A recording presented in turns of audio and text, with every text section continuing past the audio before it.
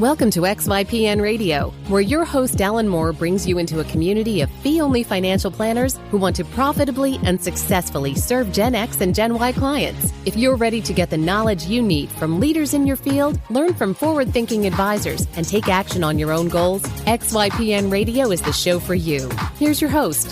Hello, and welcome to this episode of XYPN Radio. I'm your host, Alan Moore, and I'm excited to have XYPN member Michelle Gass, founder of Paradigm Advisors, on the show today.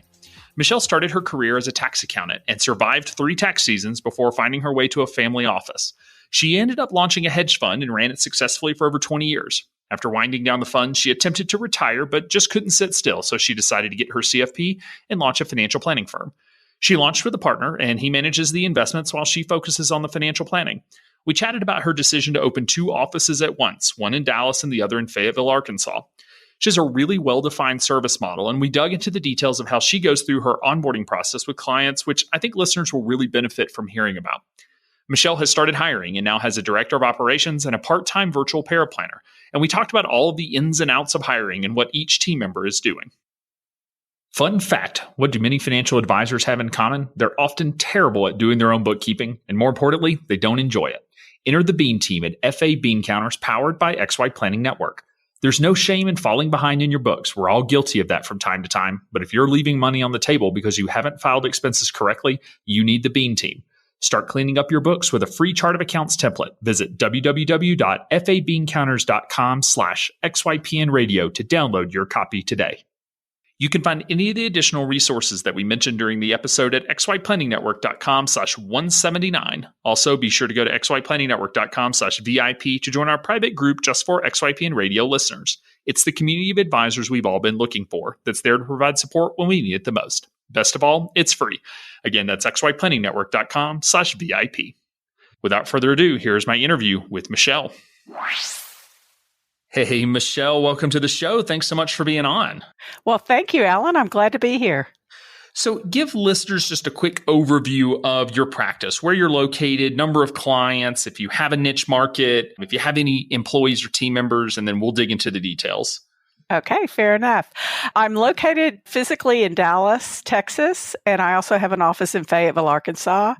Had both offices from the beginning. The Fayetteville office is more of a satellite office where we do meetings, and I sort of split my time between the two.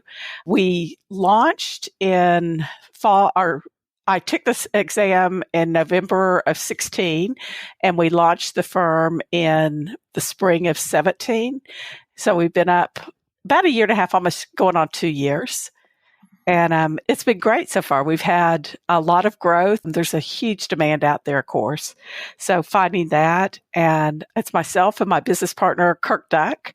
He does the investing side. I do the financial planning side. And how many clients do you currently have?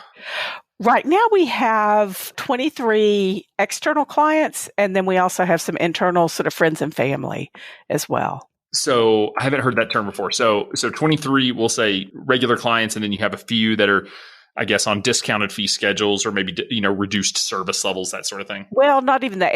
It's more internal, like our family and kids trust and educational funds, that type of thing. Oh, I see. Okay, like literally your stuff as well. Exactly. Okay, that makes sense. Awesome. So talk to me just about your career path, because you've had, quite the journey, I feel like, just based on our conversations over a beer at Texas A&M. So I guess, where did you start out in your career? It's been quite a journey, and this is sort of a culmination of everything I've ever done all brought together. My first career was tax accounting. I have a master's in tax and worked in public accounting. I made it through 3 busy seasons and then was rescued by a family office, which worked out really well. I found that once I got into the investing side and working with the family office, I really enjoyed that a lot more because I was getting to do a little bit more of everything. So I was doing some family planning, legacy planning, that type of thing. And then we moved into hedge funds. Can you define what a family office is? Because not all listeners may be familiar with that term. Sure. So this was a family in Dallas and multi-generational, and we were really involved with all the different aspects of their investing and their lives and their children. And through that, we started doing more. We formed sort of a little partnership precursor to the hedge fund. and started managing money and doing the research, long and short, doing a lot on the short side. So I'm throwing links, we can go into that, but really investing fundamentally into the equity markets on their behalf. But you were working for a single family. So one family, basically has this pot of money or this wealth that you and others are sort of in there, doing financial planning, but you're doing it for a single client. Exactly. And then from that, we formed a partnership and took some outside money. And that's what sort of became the hedge fund. And a hedge fund is another terminology that a lot of people don't get. Really, all it is the vehicle that you're getting paid with. It's not much different than a mutual fund or even an ETF in some ways. It's just the way you happen to get paid. But it sounds a lot sexier when it's called a hedge fund. It does. It sounds like this super custom specialty thing. And it's really just, it's the same legal wrapper as an RIA, isn't it? It's still don't you have to have an RIA to be a hedge fund? You definitely register with the states and or the SEC. I feel like the level of fiduciary responsibility and what we did and conflicts of interest and disclosure of any, I really don't have any, but if you do disclose that, was at a higher level. And I think the RIAs are coming there today, but I think we were a level ahead of them, a step ahead of them in the progression of that. So what was the reason for starting the hedge fund? Was it, I guess, what sort of drove you that direction? Was it really building the fund just for the family that you were working with, or was it to be able to expand your expertise to a broader marketplace? I started with them. I was with them for about 7 years. We merged into another hedge fund. And then in 92, I decided to go off on my own. I wanted to really understand a little bit more about serving the clients the way I wanted to serve them. I guess a lot like what we hear within the RIA space as well, the entrepreneurial spirit sort of kicked in. In hindsight, naivety is key because I had a 1-year-old, a 4-year-old, and a self-employed husband when we decided to to take the leap. But it was sometimes that's the best way to go. You can never be ready, right? Like that. It's like the myth. It's like trying to be ready to be a parent. You're just never ready. You just have to jump in. Absolutely. But it was a really fun run. We started in 92. My partner joined me in 94. And we ran the hedge funds for 22 years, if I do say so, very successfully. But 22 years in the life of a hedge fund is an eternity. So it's about 21 years longer than most make it, I think. So You're right. After that, we returned the money in 14. I tried retirement for a nanosecond and realized I had a lot more I wanted to do and accomplish. And it gave me a chance to look inward and figure out who I wanted to serve and really what my purpose was going to be going forward. And that's how I landed into the CFP space and really a culmination of everything I've ever done all brought into one. It's a heck of a transition. Were you just feeling burnout with the hedge fund? If you were doing it successfully, I'm sure you were making good money. You're helping a lot of people because you're making them money. It just burnout set in. It really didn't, which as we worked with the investors over the years, that's one thing that everybody looks for because it is a high stress, very demanding career. But it was very fun and very rewarding. The main reason that we made the transition is after 2009 and with partly the movement to the ETFs, but more just the market, everything rising in unison, it became a lot harder to really, I felt like I wasn't creating alpha and generating the returns that I wanted to generate on behalf of my clients. And so it was more a personal decision. Is this the best thing for my investors? And I just felt like it was time to return the money to them. And we had a really very successful run, and our investors were very happy over the years. It felt like it was time for a new chapter. So how much, I guess, what was your role there? Because it sounds like was this you and the same business partner that you have now? It is, yes. So we were the portfolio managers. We headed the organization. We had a staff under us. We had about $400 million under management at the peak. We I guess we had 8 or 10 people on our staff at one point. So it was a pretty viable, larger business, which has been very helpful now as I move forward.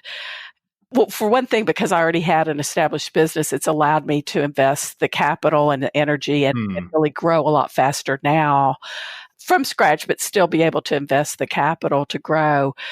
But it's also, I've done it before, so I sort of know what the future holds as far as being able to build a business and be able to serve more and more people. So, I mean, your background was in tax, and then you're running a hedge fund doing a lot of detailed investment analysis. And then, now you're a financial planner and you have, and your business partner's doing the investments. Like, you've really spanned the world of financial services into a level of depth that most of us never go. I guess you could say that. It's interesting, though. There's a common thread through all of it, and that's human emotion and behavior. And no matter what part you're dealing with, the common element is really fear and greed and dealing with emotions. Because with tax, you saw a lot of people make poor investment decisions because they were caught up in that was in the tax shelter days. So you saw some crazy investments that made no economic sense, but they got a good tax break.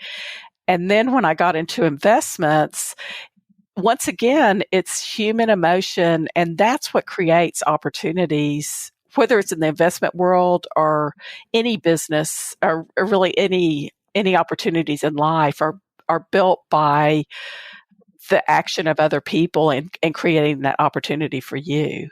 So it sounds like it's 3 different businesses and professions, but they're all sort of intertwined. It's a lot of learning. It's a lot of helping people and understanding what makes someone tick and really getting people to that next level. Yeah, I mean, and isn't that the alpha that we really create is just around behavior change, and helping clients make good decisions? Well, that's a good way of putting it. Yeah, we really are. We're still creating a lot of alpha for our clients. So you tried out retirement. Many of us, I think, have in our head that, one day we'll retire. I think as entrepreneurs, that is more difficult than even for other folks, but I think it's difficult for everyone. So, what really drove you to dive back in to run a business? Because, I mean, you could have easily gone and taken a 6-figure job working somewhere, with a cushy lifestyle and good hours, but you took the hard path of building another business. So I guess why this route? Why did you feel like this was the path for you? I really feel like I've been given these gifts and how best to pay it forward. I was very fortunate throughout my life that I've had some phenomenal mentors and people that really help, role models that help me be the best I could be. And I really want to give back in some capacity. And so that's sort of what's led me to what I'm doing today. The other thing is I'm trying to build what I wished I would have had from a financial planning standpoint. As we both know, there's been a lot of conflicts in the industry and a lot of less than desirable reasons for reaching out to people, a lot of products sold and the like. And so to be able to really help people with good advice and transparency and minimize the conflicts of interest, that's what I wanted to do. So you got started in 2017. So it took you a couple months to get registered. When you first launched, did you have clients sort of lined up from your hedge fund days, or was it really starting from scratch in terms of the type of client that you were going to be serving? It was totally starting from scratch. The clients I had in the hedge fund days were very different than the ones that I had today.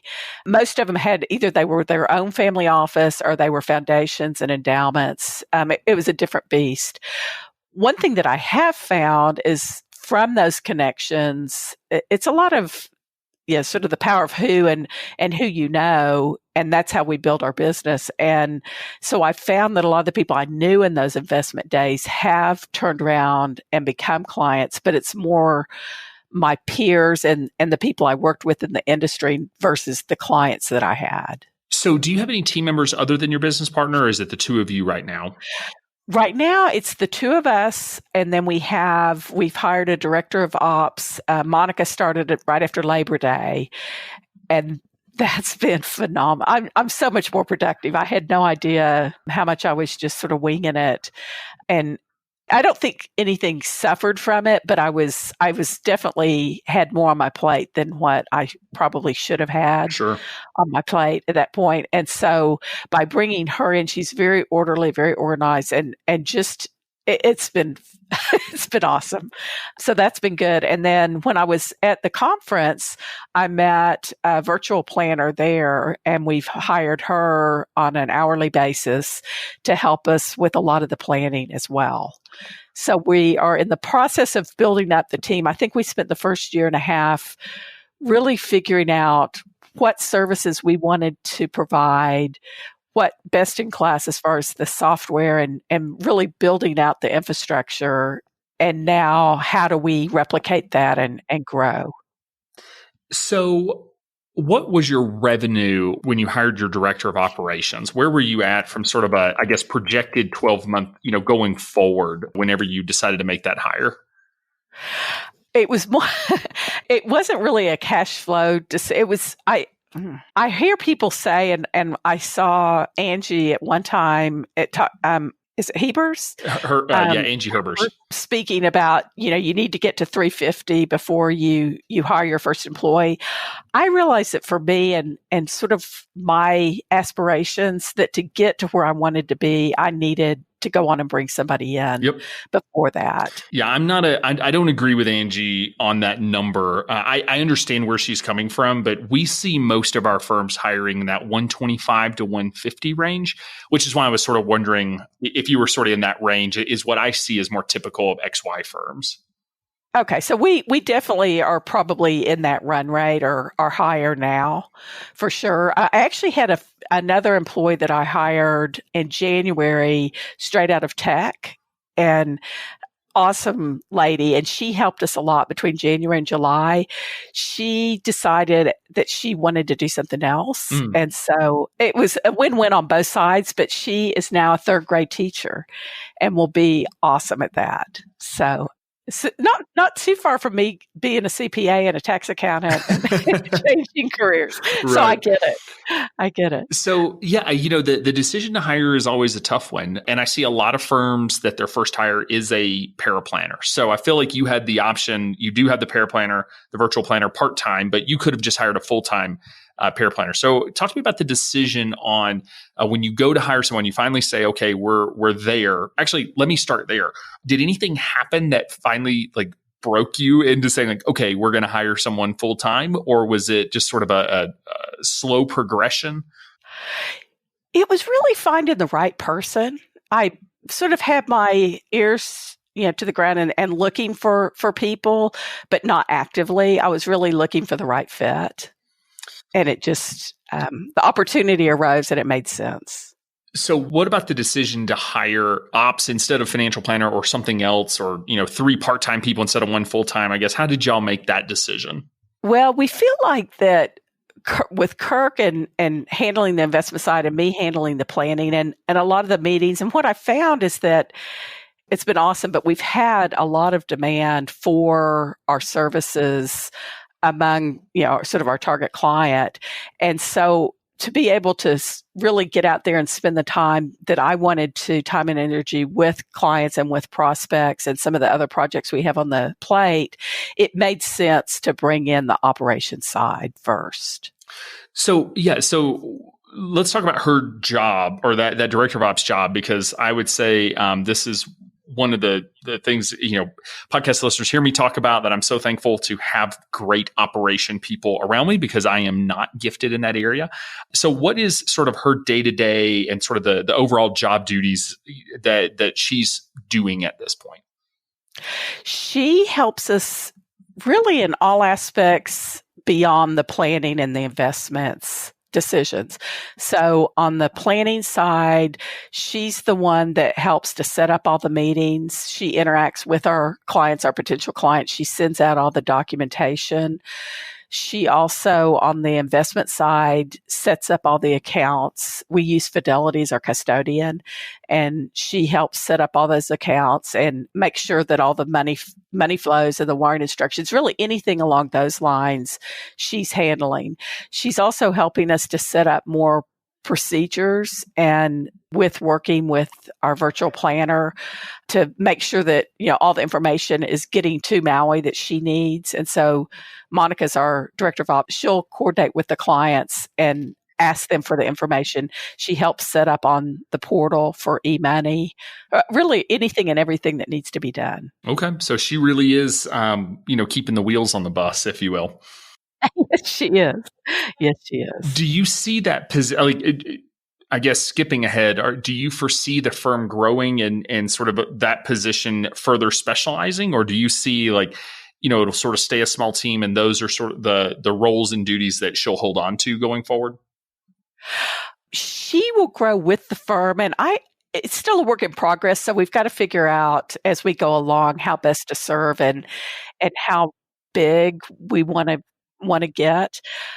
I really want to build something for the next generation. Right now, it's really I'm the face with the client, with interfacing with the clients.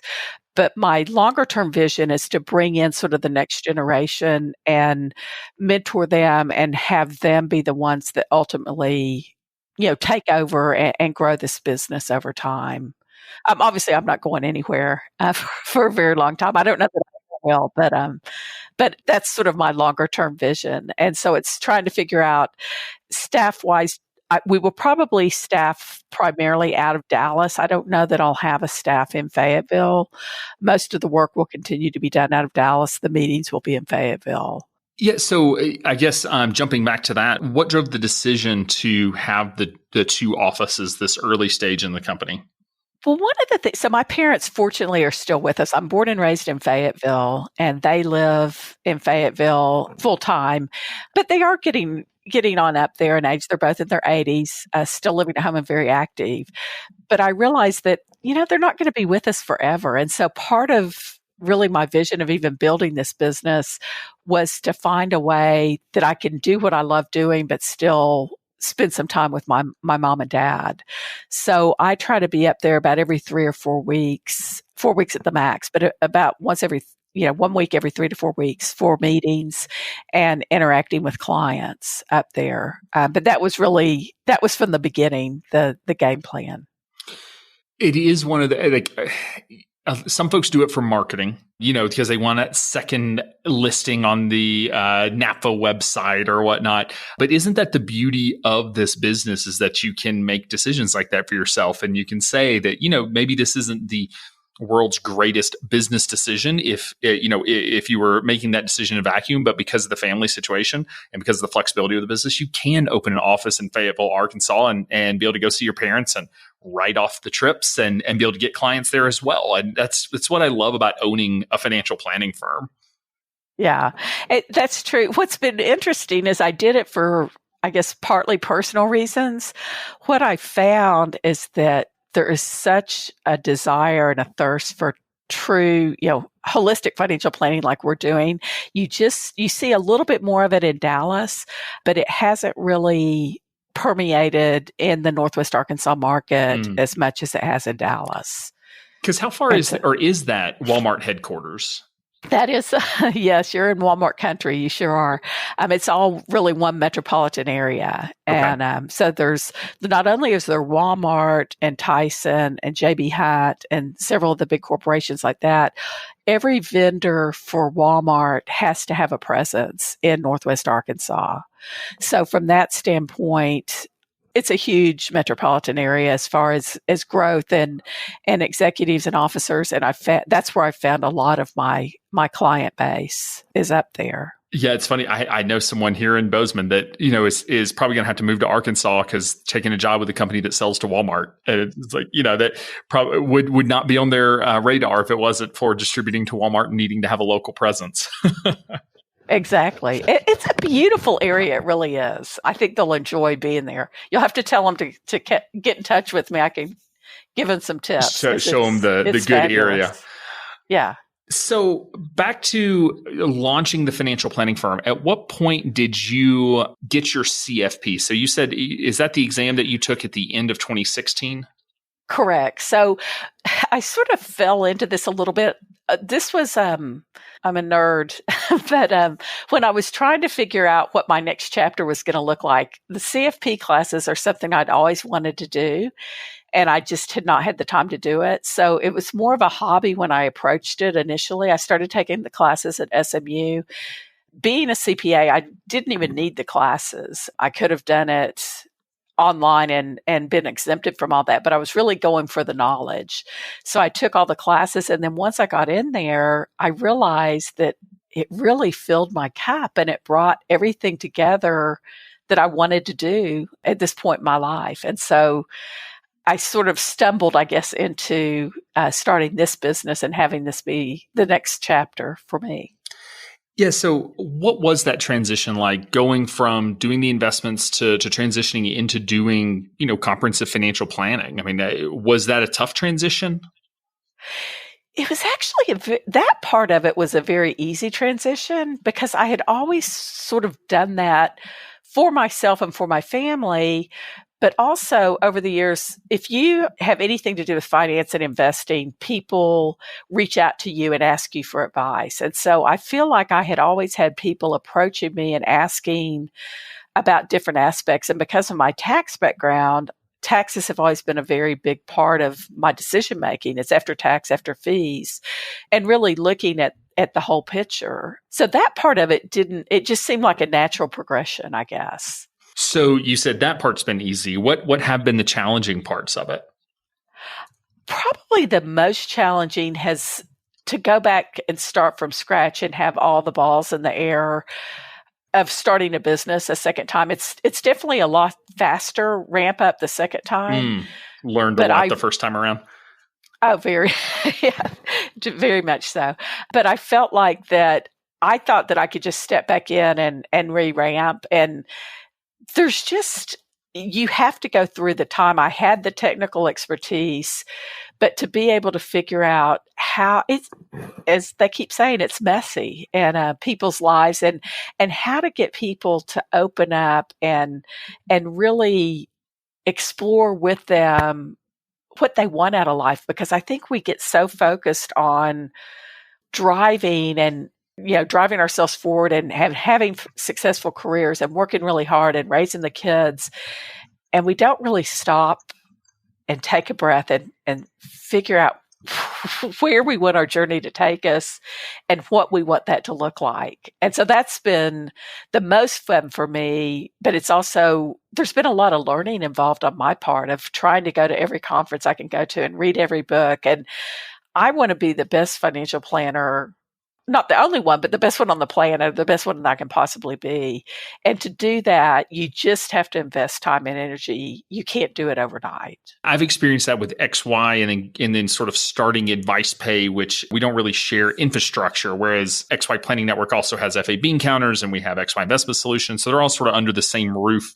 Legally, there are different entities, but we have centralized marketing, centralized operations. So to me, that's one big company, but Advice Pay is sort of on the side, and we had to build all the infrastructure from scratch. And I don't miss that as much as I thought I did, or just it's harder than I remember. It's like the first time through, you're just head down, just, going through it. And then the second time you're like, oh, this should be a lot easier, but it's really not. It's tough to go back and be a 1 or 2 person show and build everything from scratch again. Well, and they're all our kids. And it's like saying that, once I've had one child, then I've got this down and the next one's going to be a breeze. And as parents, we all know that's everyone is unique and takes a huge investment of time and energy. And just that relationship has to build over time. Yeah, that's a really great way of putting it. It's really not about, you just can't know everything. And every business is different, just like every kid is different. It's just always going to be something. Yeah, for sure. I'm learning that what worked for one in terms of sleep does not work for the other. That's the one I'm dealing with right now. So beauty of having a 4-month-old. One day she will listen to this and know I was complaining about her lack of sleeping. So, but isn't it funny how, every parent out there has an opinion or an idea of the best way to help a child with their sleep. The same way entrepreneurs feel like they've all got all the answers for everybody else. And there is no right answer because every business is different. Every child is different. And honestly, what works for you and your family is going to be different as well. Even if it's the exact same scenario, what you're building towards and what others are building towards is different. So it's tough to balance what information to listen, what opinions and ideas to listen to, and what to sort of say, thank you for that, and then move on and not incorporate it. Absolutely. So talk to me about sort of the ramp up period. You launched, I guess, early on. What were those first, 3 to 6 months like in terms of getting clients and what you were finding was effective? Well, as I went back through, partly in preparation for this and looking, for all of last year, we added 9 total clients of actual external clients, as I like to call them. But it was sort of choppy, as everyone seems to say. We had 3 in the first quarter, and then as we went forward, they came on more later in the year, in August and then in November and December. So for all of last year, really our revenue was pretty insignificant. It was $27,000 for the full year. And then as we got to January, it seemed like I had everything, the infrastructure in place and sort of the systems more organized, and we were able to really ramp up and grow. And so this year we've grown a lot faster. We've added 15 new clients, so we've got 23 total. We've actually already had a couple that we just couldn't help them the way we wanted to help them, and so I've directed them to other people. So in total, we've had, I guess, 26 new total clients from inception. This year, we're at about $120,000 of revenue through the first 9 months, and probably annualizing about closer to 170. So what is your service model? A new client comes in and they say, hey, I found you on XYPN's website, or I found you on NAPA's website. I'm interested in, services. Talk me through the service model and fee structure. That's the best part of this whole thing is the meetings and working with the clients. We've got an acronym, we call it the Paradigm Guides, GUIDES. Mm-hmm. And so really it's a very much of a hands-on. We spend, I think, a lot more time than some of the other advisors just because of the point in time and sort of stage of life for our clients. They end up being more complex, not just in money, but in lives and with careers and families and what's going on there. But they also, time is a huge asset for them. So anything we can do to help them take some off their plate. So we start with the G is for and guides is getting to know you. So whenever somebody reaches out to us, we usually have an initial call or send them an email sort of with a little bit more information about us. They fill out a client questionnaire. And then our getting to know you meeting is complimentary, and it really goes in and just to listen to them, what brought them to us today and what are they looking for and what's really top of mind for them of what they want to accomplish. And once we've had that meeting, then if it is a good fit, they come on as a client and we start the process and kick it off. The first meeting we have, we call the unclutter meeting, and that's the and guides. And it's really to ease the anxiety and the burden for them. We all feel like, well, I guess I'm speaking for myself, but I know I always felt like I had my finances under control, but if anybody ever looked under the hood, right. And so what we really try to do is help our clients to feel comfortable. Bring it in whatever capacity it's in. If you've got a shoebox, if you don't have a shoebox, that's okay too. But let's come in together and bring your computer, bring your passwords, and we'll onboard you we use eMoney. And so we onboard them into the Paradigm Vault and really help them get the accounts linked, get started in the process. And anything you have that's not already in PDF form, bring it in and we'll scan it. We'll put it in the vault together and we'll download from they'll log in obviously on their side to their accounts, but we can download those statements. We can just plop them right into the vault, and everybody leaves feeling a lot better about their situation. That I really do get, have this under control a lot more than I realized. And that takes about an hour and a half, that first meeting. That's unclutter.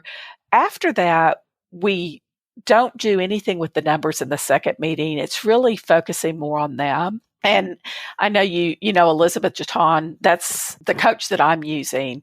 And I've sort of adopted her picture on the cover of the puzzle metaphor or an analogy, because once you have from the unclutter meeting all the pieces, you still don't really know what they want or what's important to them, or, past, present, future, who are they and what do they want to achieve? And so our next meeting is the intrinsic discovery meeting. And that's really just to learn about them and what they want out of life. And I think it's the most fun meeting, but my clients do too. And I've been amazed at how much, especially the men, I wasn't sure that if it would be as comfortable as I wanted it to be especially for some of the guys. They seem to like it even more than their spouses, because nobody's ever given you a pass to do that and to really think about, it's not about the numbers, it's about you. So that's by far the best meeting, I think. And we go through sort of the money questions, some of the stuff that, you've talked about and other people have with the 3 kinder questions. We spend time on that and really just who are they and what's important to them and what are their values. And so that's a big piece of the meeting. And then after that, so that's the getting to know you, unclutter, intrinsic. Then discovery 2 is more investing and more of a knowledge and education of why is all this important to pull together. Do you have the insurance? What's really most critical for you based on what we know so far? And also with investments and with returns, why we think our approach is so important with the diversification, and really getting into understanding how much risk they need to take and how much risk are they comfortable with, and analyzing, with them that aspect of it before we bring everything together in the sort of the culmination of that in the final meeting of guides, where you bring everything together and you start looking at simulations and what ifs and really helping them get to that next step and sort of a roadmap for them to follow. There's so much awesome stuff in that. Thank you for that explanation. I'll say most advisors don't have as clearly defined of a process. I missed the D and the E. So we have the get to know you, unclutter, intrinsic discovery meeting. What was the D and the E? D is discovery 2, which is more investments, insurance, really more of an external discovery, everything that affects them getting from point A to point B. Okay. E is pulling everything together. So it's looking at the whole picture. The S is the simulations and the what ifs. And that sort of comes throughout the process. We can have other meetings after the everything together to go through and look further and deeper into simulations and what ifs, but it's sort of filtered. It's a little less. So it's filtered throughout the guides. Okay. I love that because even if, and your process is certainly unique to the way that you're approaching your clients and that sort of thing, but even if it's the exact same process as everybody else, just the fact that it's that clearly defined with labels and sort of a brand, I love the GUIDES acronym. I'm certain that makes it a lot easier to sign clients up because they feel like they know what they're buying instead of this intangible, like, oh, you're going to help me live a great life, which is, how I define financial planning, but that's a really hard thing to put a value on. Whereas this really says like, here's the process and what we're going to go through, and this is what you're paying for. Well, it's funny you said that because I feel that way too. And that's a lot of what we spent the first year investing in, figuring out exactly what we wanted our system to look like and how we wanted to serve. But even when you explain that, you and I, it makes a lot of sense and we get a lot out of it because we understand what's behind it. But when you talk to people who have never used a financial planner and you start talking to them about intrinsic discovery and that kind of thing, they still don't totally appreciate it until they've gone through it. But once they've gone through it, now I'm not saying it's not an easy sell, but they still don't. It's hard to experience and comprehend until you've actually walked in those shoes. And so once they've gone through it, then they're so excited and they're great advocates for what we're doing for other people as well. Yeah, it really is one of those, like, it's hard to describe financial planning until you experience it. And, and for advisors, I always recommend be on both sides of that table, because we experience it as advisors, but it is different when you go through it yourself as a client and just see it from their angle. But like I said, selling financial planning is so tough because people say like, oh, we're selling ourselves. And I'm like, I don't think so. And the reason I don't think we're selling ourselves is because when financial planning firms sell, the vast majority of clients move over to a new advisor. If they were only there for us and because we're great people and they love us, then they would never be able to work with another advisor. They would disperse and go find another advisor that they love. Like, they're with us because of the insanely valuable service that we provide. And it's so hard to describe that value, and anything that you can do to make it visual and make it tangible in terms of this is the process and all of that, that's really going to help, again, get those first few clients. And that's why, client referrals are such a big part of our business's growth strategy, is that, ultimately there's no better advocate than the people that have experienced your financial planning process. So you go through the guides process, and then what does it look like beyond that? So what is the ongoing service model, I guess, once they're through simulations, you have everything built out or sort of the initial plan in place? What does it look like on an ongoing basis? The way we've sort of broken it out is we have the initial plan, which takes about 6 months to get through. And then once we get past that, we move to the concierge plan, which is really the ongoing. I call it concierge because similar to the doctor and the concierge plan, it's really whenever they need service, we're here to provide it. Now, part of that annual checkup, of course, is going through the whole plan again and looking at what's changed, because life it's constantly evolving. And so when we call it a plan, as you know, it's a verb. And so that's the planning today at the end of 6 months. But in 3 months or 6 months, it's going to be totally different. So the concierge plan is the ongoing annual relationship that we have with them.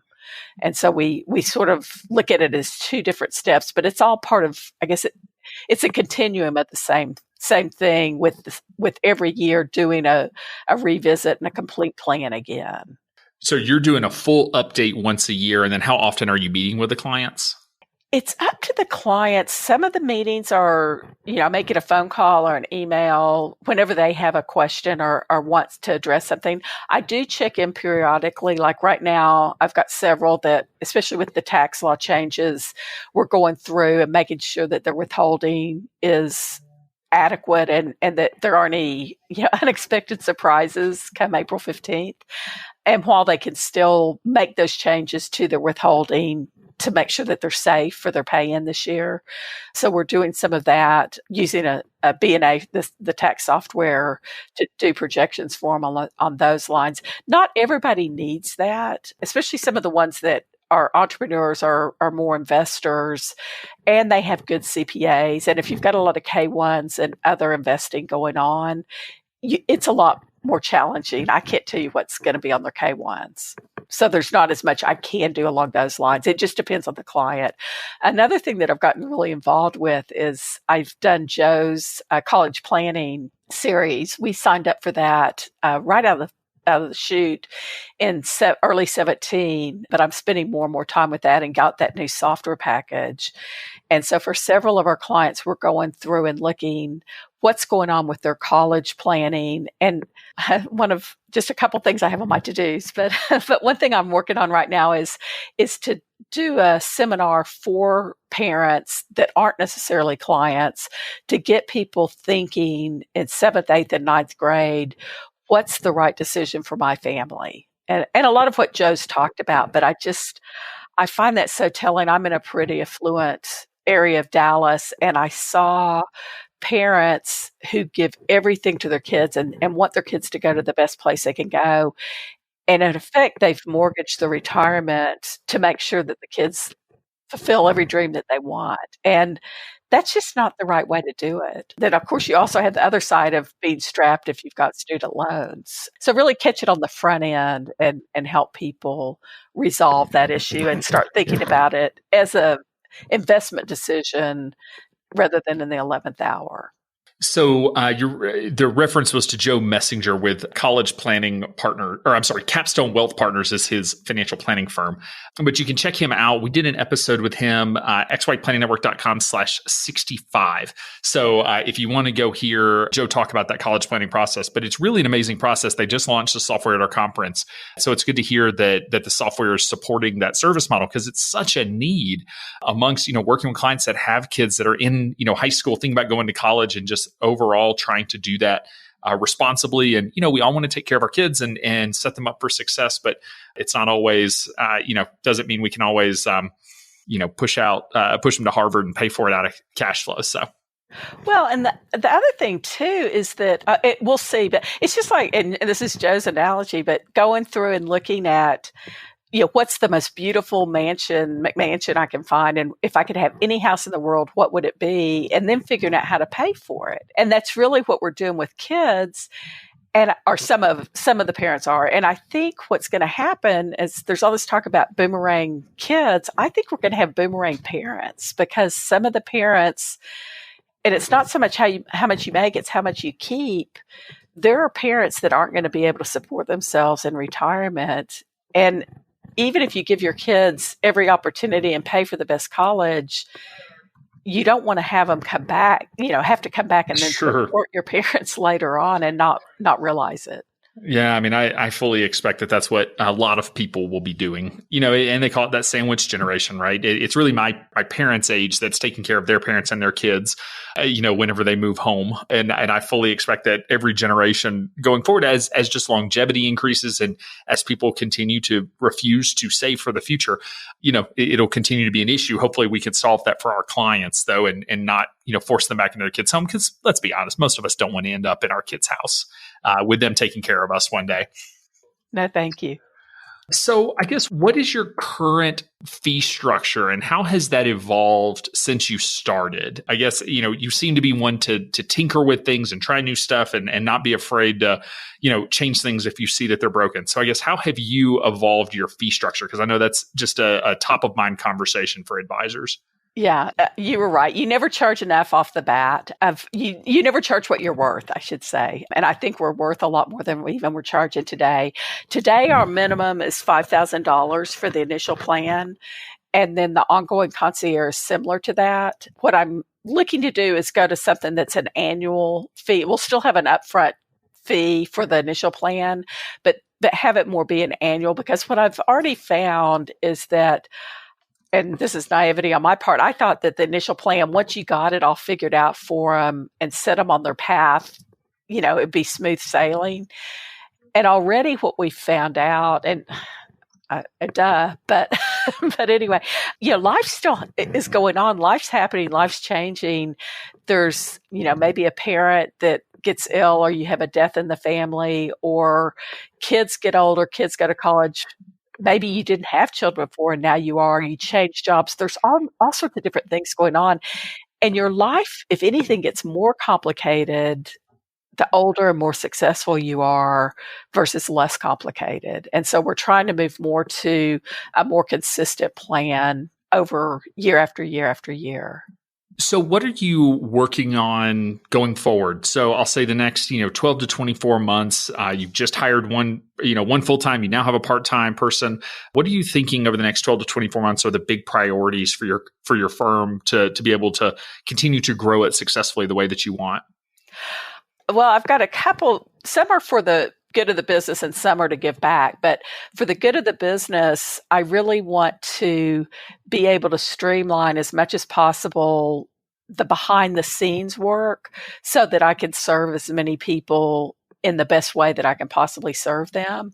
I also want to bring on over the next 2 years, younger advisors that can help, that I can sort of help them grow and get those life experiences early on, and that let them, help them grow into full-time advisors and someday maybe even take over the business or move on and do it, somewhere else if that's what they choose to do.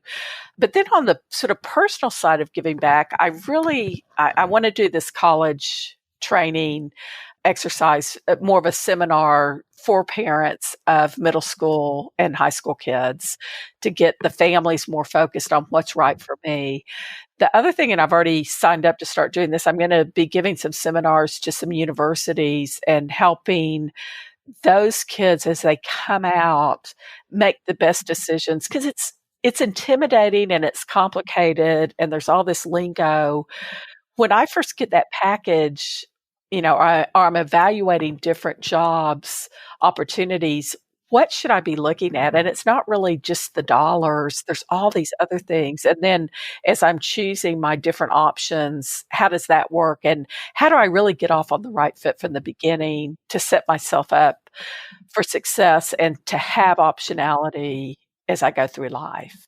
So one of the things that you mentioned earlier was that you did learn a lot by starting a business, and that has helped you in this business venture. What would you say are some of the key things that you learned sort of doing it the first time that you felt like helped the second time around, that maybe listeners who are thinking about starting a business or just in that initial stage process might be able to leverage and not make some of those same mistakes? I guess one thing is that it just takes time, and to give yourself space to make some mistakes and to try different things out. You don't have to have it all figured out on day one. So it's constantly evolving, and let it go that way. The other thing, and I can't stress this enough, is to really focus on 3 to 5 years. I think the biggest failure of any business, whether it's our business or a restaurant or retail, whatever it is that they don't give themselves enough runway. So true. Before it's successful, not only professionally, but also in their personal life. And I've seen it over and over again. People can't afford to continue, to move forward because they didn't have enough savings just to live off of while they were launching. Yeah, and I'll say that the personal savings is what we see too. The actual cost of starting and running a business, not that high. It's the personal expenses that eat up the budget. Mm-hmm.